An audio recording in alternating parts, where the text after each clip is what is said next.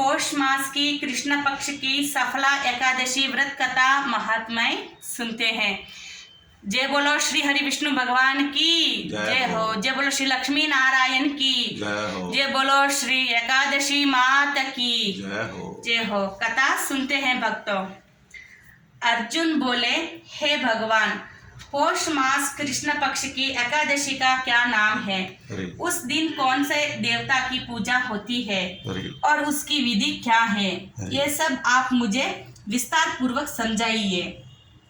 श्री कृष्ण बोले, हे अर्जुन, प्रेम के कारण मैं तुम्हारे प्रश्नों का विस्तार सहित उत्तर देता हूँ। अब तुम इस एकादशी व्रत का महात्म्य सुनो। पौष मास के कृष्ण पक्ष की एकादशी का नाम सफला है। इस एकादशी के देवता नारायण हैं। इस एकादशी का पहले लिखे विधि के अनुसार ही व्रत करना चाहिए और नारायण जी की सफला नाम की एकादशी में मुझे यानी कि ऋतु के अनुकूल फल अर्पण करें और मनुष्य को 5 सहस्त्र वर्षों तपस्या करने से जिस पुण्यों का फल मिलता है वे पुण्य भक्ति पूर्वक रात्रि जागरण सहित सफला एकादशी का व्रत करने से मिलता है। हे अर्जुन, अब तुम सफला एकादशी की कथा ध्यान पूर्वक सुनो। चंपकवती नगरी में एक महिष्मान नाम का राजा राज्य करता था। उस राजा के 4 पुत्र थे। उन पुत्रों में सबसे बड़ा लुम्पक पुत्र महापापी था। वह हमेशा पराई स्त्री गमन तथा वैश्यों के साथ अपने पिता का धन खर्च किया करता था। वे सदैव देवता, ब्राह्मण, वैष्णव आदि की निंदा किया करता था। जब उसके पिता को अपने बड़े पुत्र के बारे में ऐसा समाचार ज्ञात हुआ तब उसने उनको अपने राज्य से निकाल दिया। तब लुम्पक सबसे द्वारा त्याग दिया गया। तब वह सोचने लगा कि अब मैं क्या करूं और कहाँ जाऊं। अंत में उसने रात्रि को पिता की नगरी में चोरी करने की ठान ली। वह दिन में बहुत बाहर रहने लगा और रात में चोरी करने लगा और अपने पिता की नगरी में जाकर चोरी करने लगा। अन्य बुरे कर्म भी करने लगा। रात्रि में वहां जाकर नगर के निवासियों को मारता तथा कष्ट देता। कुछ ही दिनों में उसने संपूर्ण नगरी को समाप्त कर दिया। प्रातः उसे पहरेदारों ने पकड़ने पर भी राजा के भय से छोड़ दिया देते थे। जिस वन में वह रहता था वह भगवान को बहुत प्रिय था। उस वन में एक बहुत पुरानी पीपल का वृक्ष था तथा उस वन के सब लोग देवताओं का क्रीड़ा स्थल मानते थे। इस जंगल में पीपल के वृक्ष के नीचे महापापी लुम्पक रहता था। कुछ ही दिनों के बाद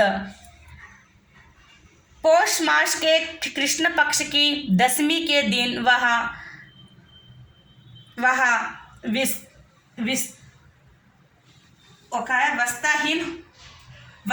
वस्त्रहरण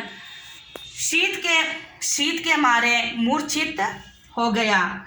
शीत के मतलब ठंड के कारण मूर्छित हो गया और वह रात्रि को ना सो सका और उसके हाथ पैर जकड़ गए, मतलब उसका हाथ पैर भी ठंडा हो गया। अरे उस दिन उसको बड़ी कठिनता से बीती, परंतु सूर्य नारायण के उदय होने पर भी उसकी मूर्छा न गई। सफला एकादशी के मध्याह्न तक वो दुराचारी मूर्छित ही पड़ा रहा। जब सूर्य की गर्मी से उसे कुछ गर्मी मिली, तब उसे होश आया और अपने स्थान से उठकर गिरता पड़ता वन में भोजन की खोज में चला गया और उस दिन वह जीवों को मारने में असमर्थ था। इसलिए जमीन पर गिरे हुए फल को लेकर पीपल के वृक्ष के नीचे आया। तब तक सूर्य भगवान अस्ताचल को प्रस्थान कर गए। अरे उसने उन फलों को पीपल की जड़ के पास रख दिया और कहने लगा कि हे भगवान, इस फल से आप ही तृप्त होवे। अरे ऐसा कहकर वे रोने लगा और रात्रि को उसे नींद ना आई। उस महापापी के इस व्रत तथा रात्रि जागरण से भगवान अत्यंत प्रसन्न हुए और उसके समस्त पाप नष्ट हो गए। प्रातः काल होते ही एक दिव्य रथ अनेकों सुंदर वस्त्रों से सजा हुआ आया और उसके सामने खड़ा हो गया। इसी समय आकाशवाणी हुई कि हे राजपुत्र, भगवान नारायण के प्रभाव से तेरा समस्त पाप नष्ट हो गया। अब तू अपने पिता के पास जाकर राज्य प्राप्त कर।